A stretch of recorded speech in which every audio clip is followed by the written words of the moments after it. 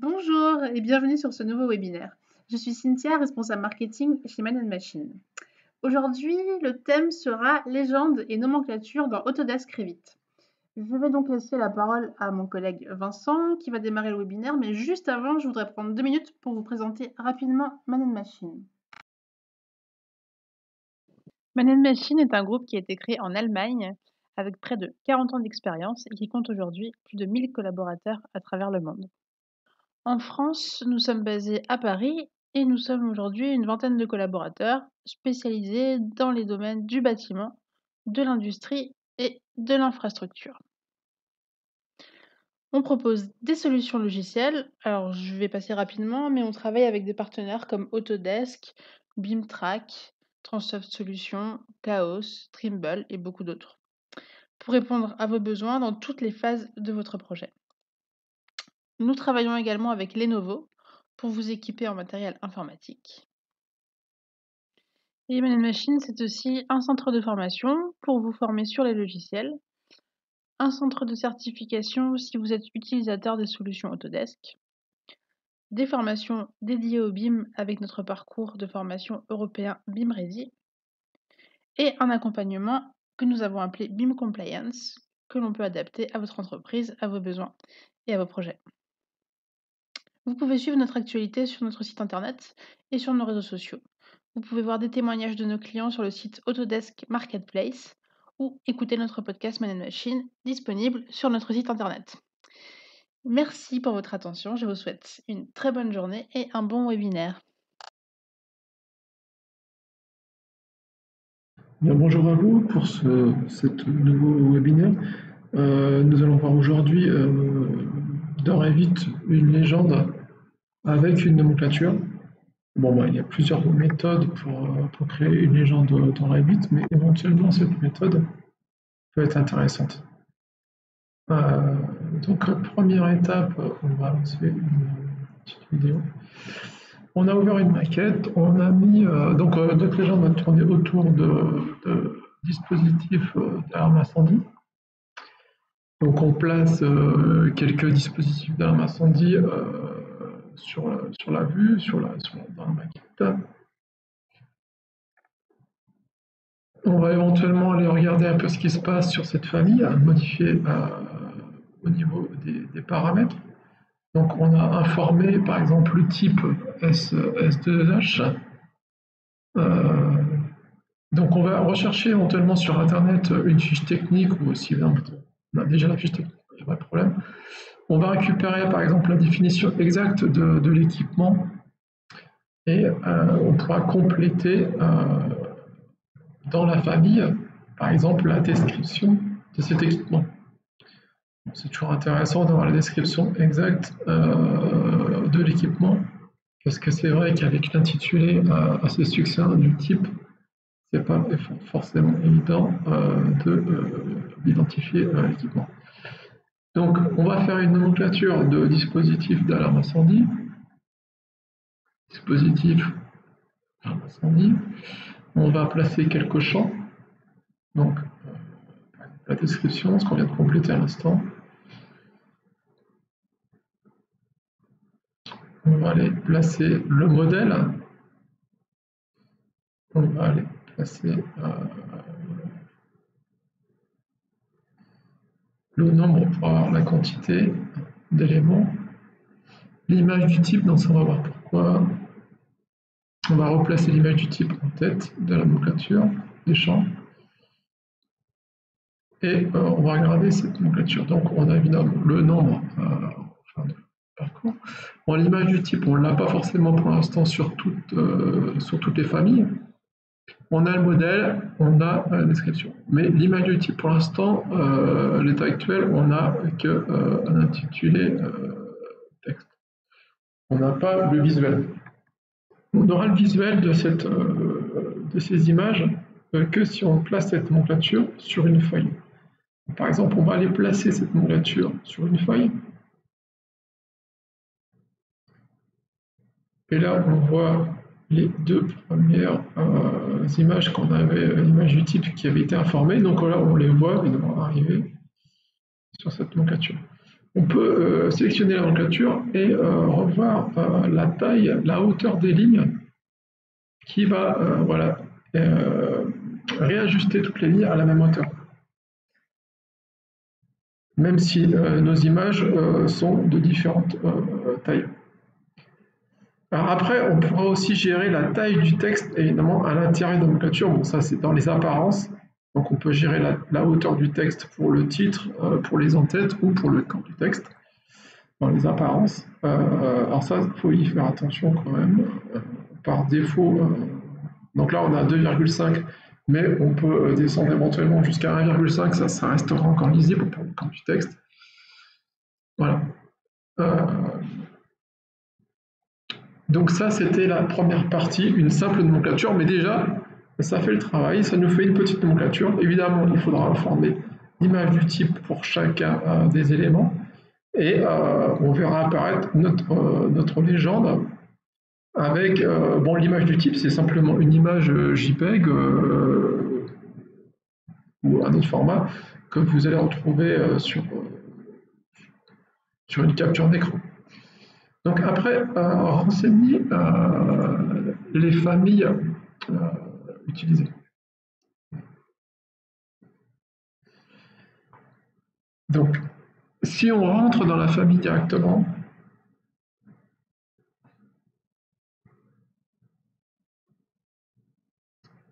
on va aller dans ses propriétés du type. On va revenir sur la vue de référence, niveau de référence. Évidemment, ça sera le rendu définitif qu'on aura sur le plan.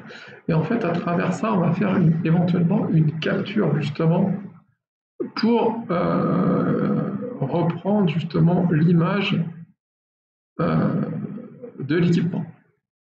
Donc là, justement, on arrive à ce niveau-là pour faire une capture, et avec cette capture, on pourra éventuellement la placer dans un répertoire et la réinsérer justement sur cette famille pour se servir de cette image justement pour l'image du type.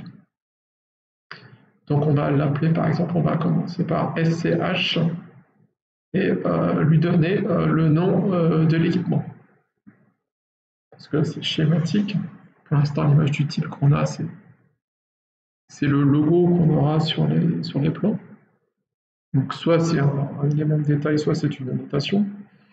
Mais bon, là, peu importe, ce qui nous intéresse, ça va être récupérer justement une capture d'écran de cet équipement. Voilà.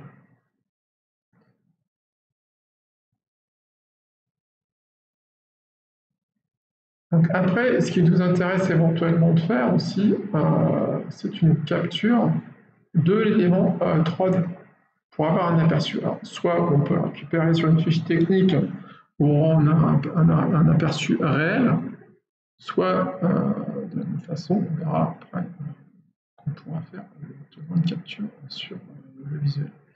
Donc image du type là pour l'instant, on a, voilà, pareil, à travers la fiche technique.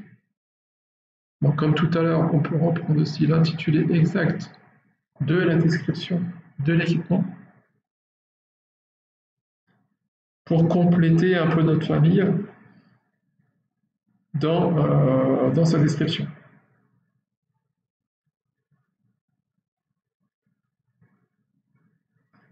Donc, on réagit la description de la famille, mais à travers la fiche technique aussi, on peut, à travers ce visuel, par exemple 3D, capturer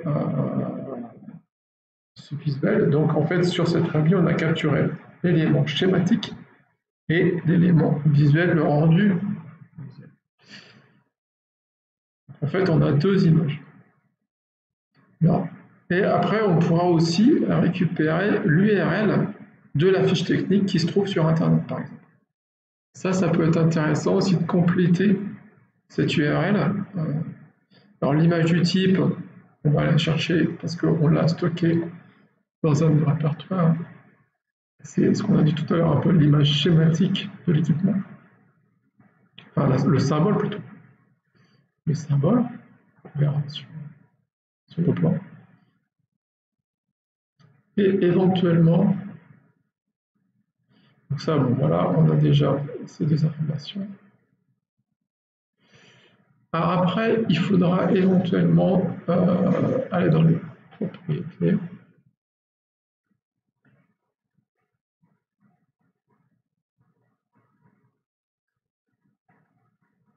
Et aller récupérer ou créer un nouveau paramètre partagé. Par exemple, un paramètre partagé qu'on va nommer par exemple visuel. Ce sera un paramètre. Donc le visuel, justement, ça va nous permettre de stocker l'image, on va dire, en 3D, la vitrine de l'équipement. C'est un paramètre évidemment de type image, ce qui pourrait faire apparaître dans notre nomenclature un visuel exact de l'équipement. C'est ce qu'on a récupéré tout à l'heure sur la fiche technique. Donc là, on crée un paramètre partagé, on va l'intégrer dans la famille, on va l'ajouter. On va créer ce paramètre à travers le paramètre partagé qu'on a défini. Donc là, on est dans la famille, on va récupérer le paramètre partagé visuel. Donc, comme ça, on pourra éventuellement, donc on va retrouver ce paramètre visuel évidemment dans ces paramètres et le compléter, comme on l'a fait tout à l'heure pour l'image du type. Évidemment, il faut qu'on valide. Alors, on va éventuellement le placer dans les données d'identification et on aura justement notre visuel. On va aller cliquer pour aller chercher l'image qu'on aura récupérée tout à l'heure sur la fiche technique. Voilà. Donc là, on a les deux images, on a l'adresse URL sur cette famille, on va enregistrer cette famille et on va la recharger dans le projet.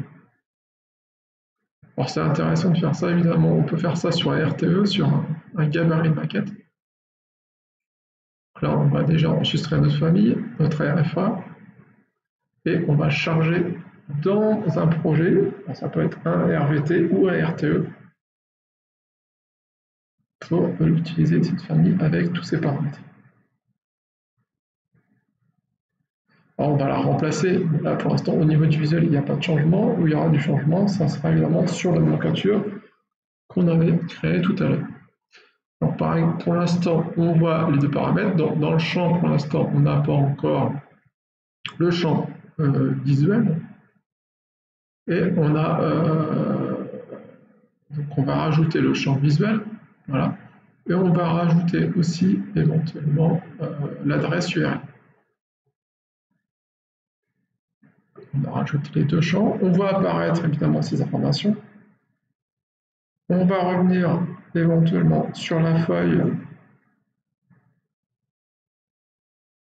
et on voit justement un peu le rendu de cette nomenclature. Donc ça commence à se construire, notre légende. On a le premier visuel avec l'élément schématique du plan et de la famille. On peut revoir aussi la hauteur évidemment des lignes de nomenclature. Et on a le visuel de l'élément. Et en bout, en dernière colonne, l'URL qui va nous reconduire vers une fiche technique qui se trouve sur Internet ou sur éventuellement le site. Donc voilà, là c'était la deuxième partie, renseigner les familles utilisées. On va passer maintenant à la mise en place de la légende.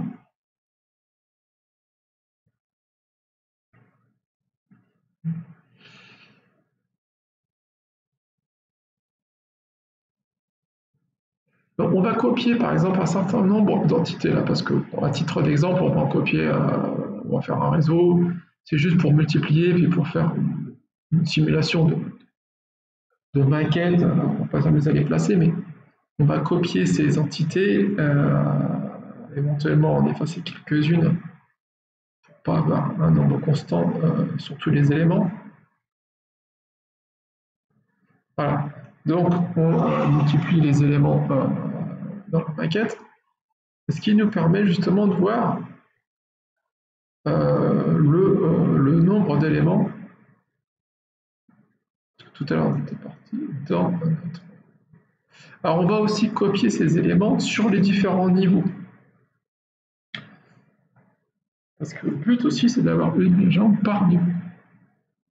Donc, on va copier ces éléments par niveau. Donc là, on a 3, 4. On voit, là, on a une nomenclature qui reflète la totalité des éléments sur tous les niveaux, dans toute la maquette. Mais après, le but, alors là, justement, on va s'arrêter à ne pas, justement, faire figurer chaque élément en détail. On fait figurer, par exemple, on va filtrer par modèle, et on verra évidemment un certain nombre, par les 3-4 modèles, les différents modèles qui sont affichés avec leur nombre sur la totalité de la maquette pour l'instant. On va recentrer un peu les champs, on voit le nombre, on a 12 éléments, 16 éléments, ainsi de suite, de chaque dispositif de l'ensemble. On va rajouter un champ concernant le niveau, justement, parce que pour l'instant, on avait encore une nomenclature globale, mais maintenant, le but recherché, c'est de faire une nomenclature par niveau. Donc, on va faire une première nomenclature, justement, par niveau. Donc, on va renommer un peu cette nomenclature. On va l'appeler légende dispositif d'alarme incendie pour un niveau défini. Donc là, la première, c'est tout niveau, parce que pour l'instant, on n'a pas encore mis en place de filtre pour tel ou tel niveau, mais on va en faire une copie et la renommer pour maintenant se focaliser sur un niveau, éventuellement le niveau 0 pour l'instant.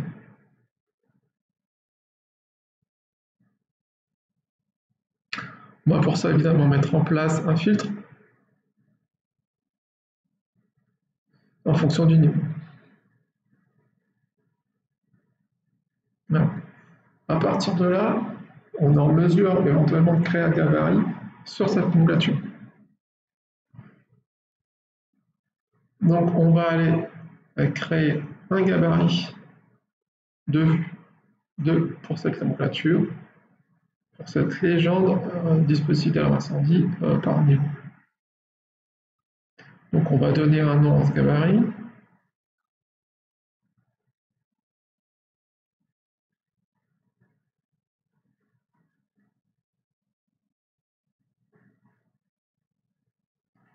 Donc légende ICC par exemple par niveau. Ok. Alors, évidemment, dans le gabarit, on va décocher la case filtre parce que justement, c'est juste le seul paramètre qui va évoluer en fonction de chacun des niveaux.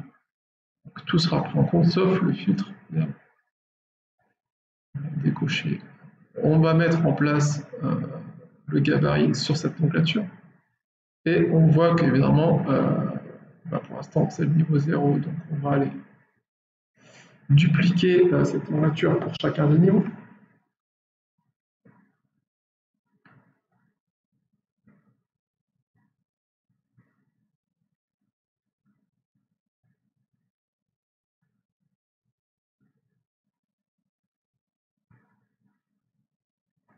Et donc on va avoir une nomenclature par niveau, donc une légende par niveau, ce qui a pour but aussi d'être beaucoup plus fin parce qu'on aura le nombre d'éléments par niveau.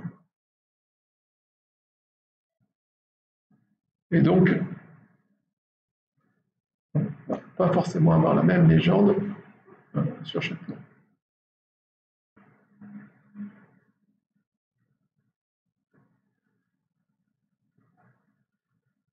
Donc voilà, on va changer le filtre pour chacune des légendes. Alors, le filtre, le paramètre qui va permettre d'être lié au niveau.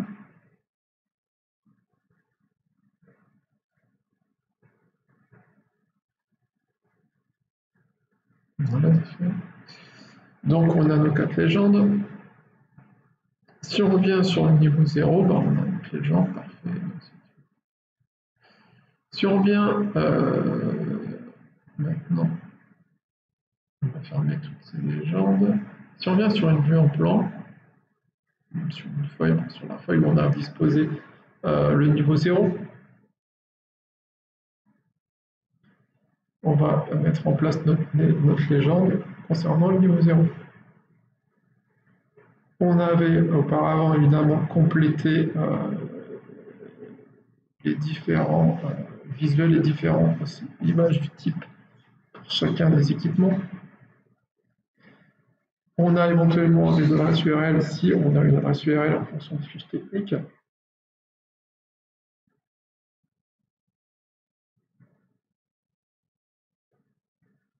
Voilà. Et on a le niveau en bout de ligne. Alors, le niveau, éventuellement, on va le masquer parce que on ne va pas l'éliminer, on va masquer le niveau parce que le filtre se concentre sur ce champ. Donc on masquera le niveau.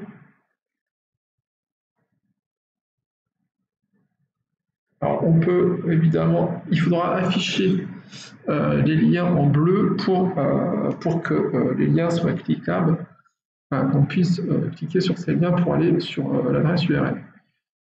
Ça, on y reviendra après. Après, pour l'instant, évidemment, et en plus, il faut que l'adresse URL soit sur une seule ligne. On ne peut pas se permettre d'avoir deux lignes.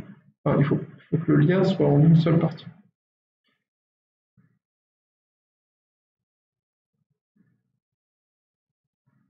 On va imprimer, on va faire un premier test avec un PDF.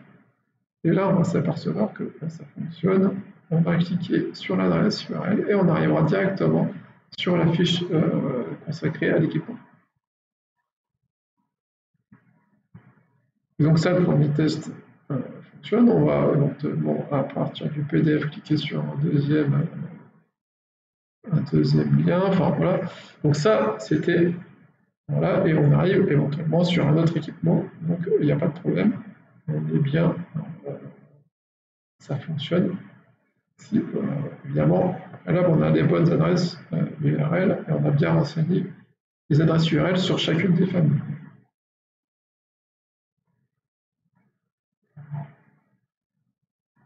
Alors, on va masquer ce qu'on avait dit tout à l'heure, le niveau dans la nomenclature, ce qui nous permet déjà de limiter un peu les colonnes. Mais bon, on va revenir après sur ça. Il y a quand même un petit souci, c'est que c'est que l'adresse URL est assez longue et au niveau graphique, tout ça, ça ne fonctionne pas. Et après, on a un petit visuel. Bon, après, les deux dernières colonnes, c'est facultatif, on n'est pas forcément obligé d'aller jusque-là, mais le but de cette démo, c'est un peu cette histoire. Donc, on va revenir sur ça et on va finaliser cette légende. Alors, on va éventuellement dupliquer la légende du niveau 0 et on va la renommer. Et en fait, on va consacrer une légende, on va découper notre légende en deux parties. On aura une adresse, une partie de la légende qui va être consacrée à l'adresse URL, ce qui va nous permettre éventuellement de revoir la hauteur des textes. Et ce qui va nous permettre aussi d'avoir une présentation un peu sensiblement différente. Regardez ce qu'on va faire. Donc, éventuellement, les autres champs, on va les masquer ou les supprimer, c'est à vous de voir. Mais ce qui m'intéresse de laisser visible, c'est uniquement le visuel et l'adresse URL. On va aussi intervertir, et là, on va revoir la hauteur du corps de texte à 0,26. C'est-à-dire qu'avec des textes vraiment tout petits, bon, ça sera difficile de descendre en dessous, mais avoir vraiment une adresse URL avec des tout petits caractères. Parce qu'en fait, le but, c'est pas de lire cette adresse. Le but, c'est d'avoir juste un petit trait ou une ligne qui va permettre de cliquer sur l'élément dans le PDF et d'aller sur cette fiche technique. Donc, ce n'est pas en mode lecture, c'est juste avoir justement un point pour cliquer dessus et aller revenir sur le fichier.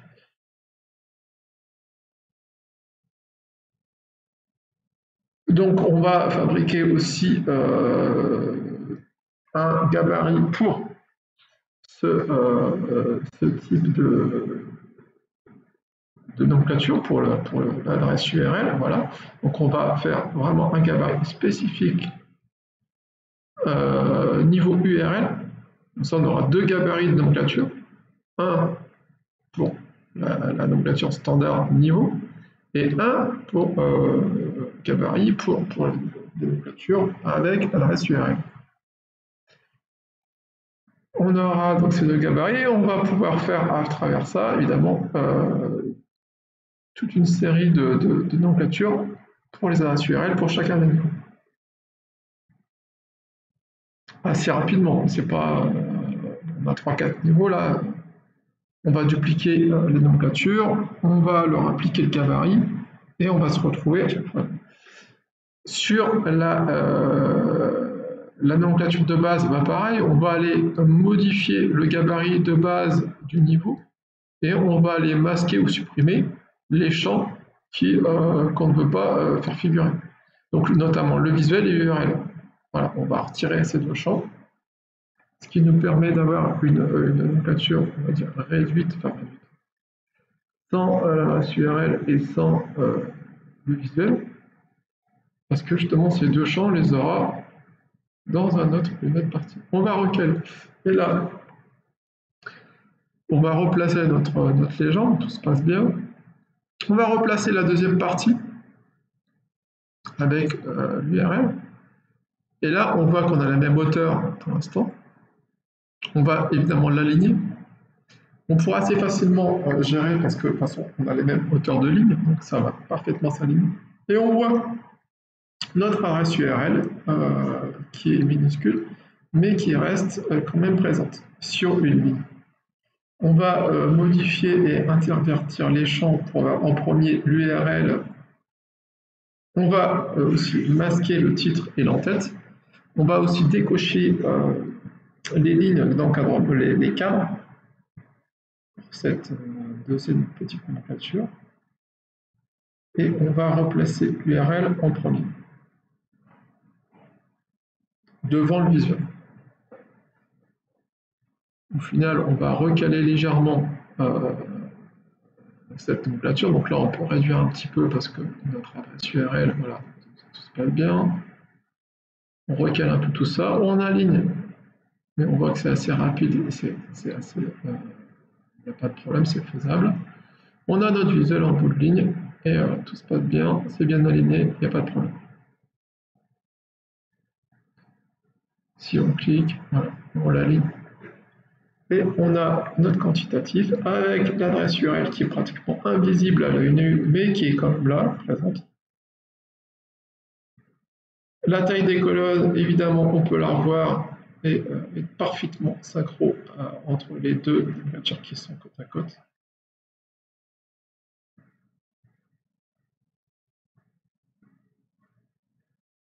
On va réimprimer cette page. On va éventuellement modifier. Alors, par exemple, si on voit qu'on supprime un certain nombre d'entités, ben, on va voir justement que les deux nomenclatures se mettent à jour automatiquement. Ça veut dire que nos nomenclatures sur chacun des niveaux va se mettre à jour en fonction des éléments que vous allez mettre en place sur le niveau. Sur tel ou tel niveau, si j'ai une certaine quantité d'éléments, là, automatiquement, les nomenclatures se mettront à jour. Donc ça aussi, c'est un plus d'avoir fait les nomenclatures par niveau, parce que les nomenclatures, évidemment, vont s'ajuster. Évidemment, si j'ai aucun élément sur un niveau, mais évidemment, si j'ai aucun élément, bah, c'est pas nécessaire d'avoir un plan. Donc, je vais imprimer en PDF ce document et l'enregistrer pour le test.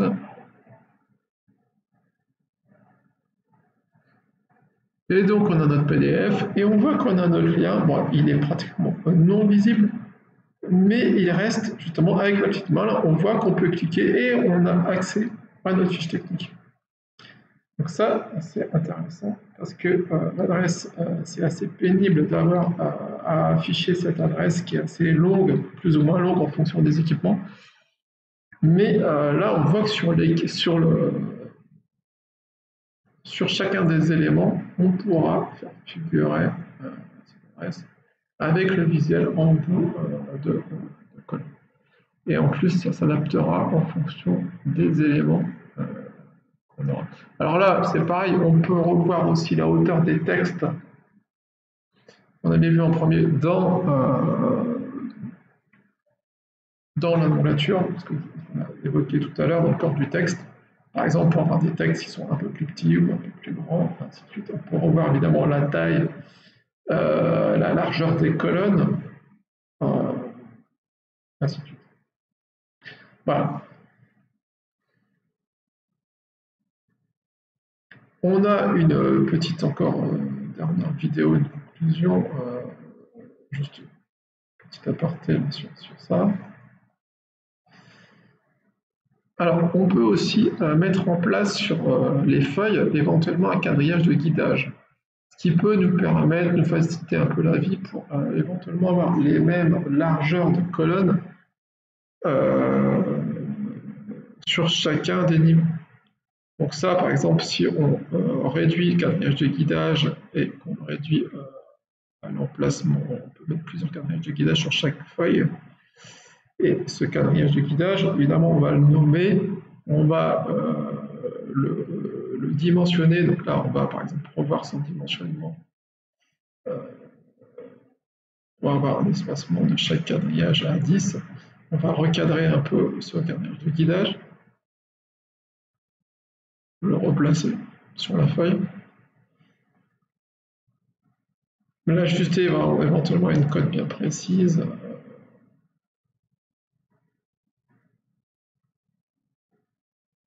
Ce qui nous permettra de caler une nomenclature à une position exacte, identique sur chaque feuille. Surtout, c'est intéressant de faire ça pour, encore une fois, la largeur des colonnes. Parce qu'on aura quand même quelques problèmes si pour avoir des largeurs de colonnes identiques sur chaque niveau.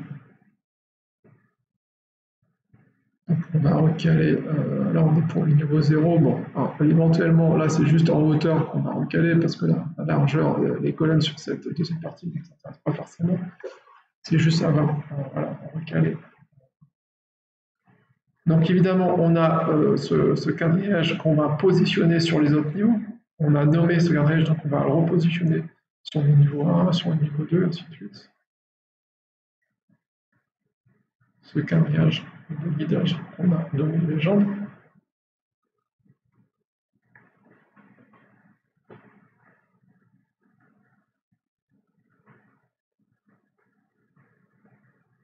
Et on va repositionner évidemment les nomenclatures qui sont liées à chacun des niveaux. Donc là, pour l'instant, on est sur la feuille du premier, on va repositionner notre légende du premier concernant la première partie concernant le niveau. Et après, on aura positionné la deuxième partie concernant l'URL du niveau 1. C'est pas. Après, encore une fois, tout ça, ça peut être fait sur un RTE, donc on ne va pas forcément refaire toutes ces manips à chaque fois. Ça peut être fait sur un gabarit de maquette.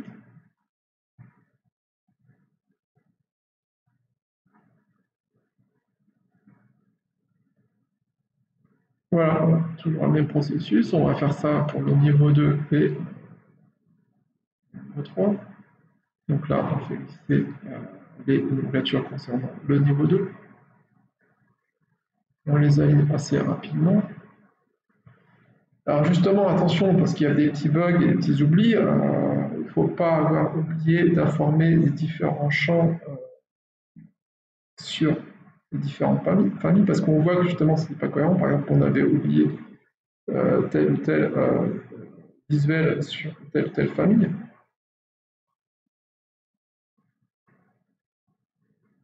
Donc les deux nomenclatures n'étaient pas cohérentes. J'avais 4 lignes et 3 lignes de l'autre côté, donc ça veut dire que j'avais oublié soit un visuel, soit une image sur tel ou tel élément. Donc là, on replace le niveau 2, et là, on a parfaitement des deux côtés le même nombre d'éléments, forcément, parce que j'ai un visuel et une illustration schématique de l'équipement.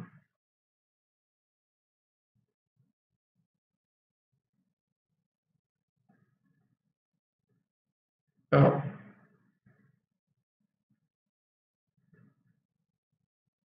le niveau 3, dernier niveau.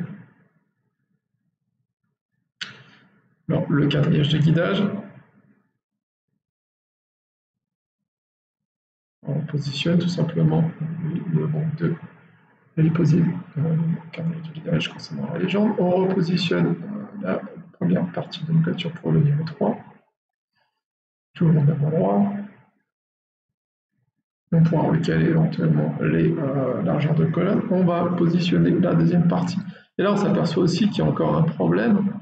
On n'a pas le même nombre de lignes des deux côtés. Donc, c'est qu'il y a un loupé quelque part. Alors attention, par exemple, un filtre qui n'était pas bien calibré sur telle ou telle nomenclature. Donc, justement, ça nous permet de vérifier. Voilà, si je recale dans la deuxième partie n'était pas calé sur le niveau 3, donc forcément, je n'avais pas le même nombre.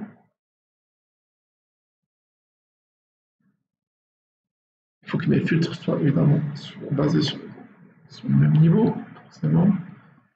Et là, ça fonctionne. Donc, on a vu un peu toutes les petites les écueils sur lesquels on pourrait buter.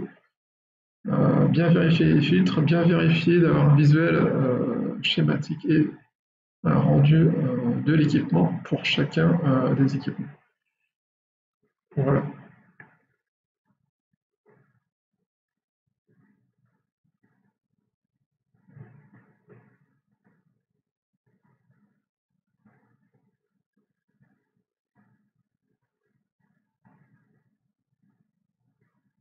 Oui, alors ça, c'est pareil. Alors, comment on va faire un nouveau type de texte? Évidemment, on met un texte, par exemple, sur une feuille, on va reprendre le texte et on va éventuellement créer un nouveau type de texte avec une hauteur différente. Par exemple, on va dupliquer ce type de texte et, par exemple, créer un texte d'une hauteur de 1,5.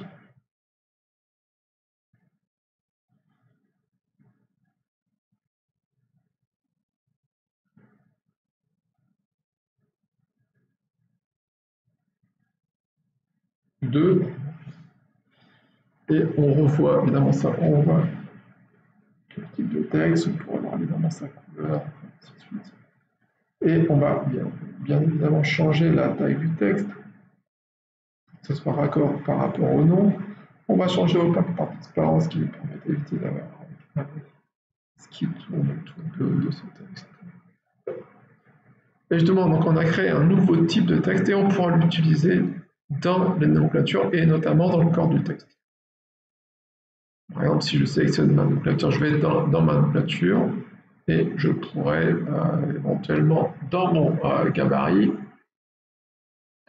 aller changer l'apparence, par exemple, du corps du texte et la ramener à 1,5 ou à 2, parce que le nouveau texte que j'ai viens de créer à l'instant.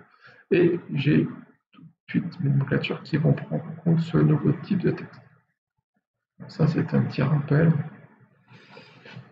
Okay. Voilà. Bon, on en a terminé sur ce petit webinaire. Je vous remercie d'avoir assisté à ce webinaire.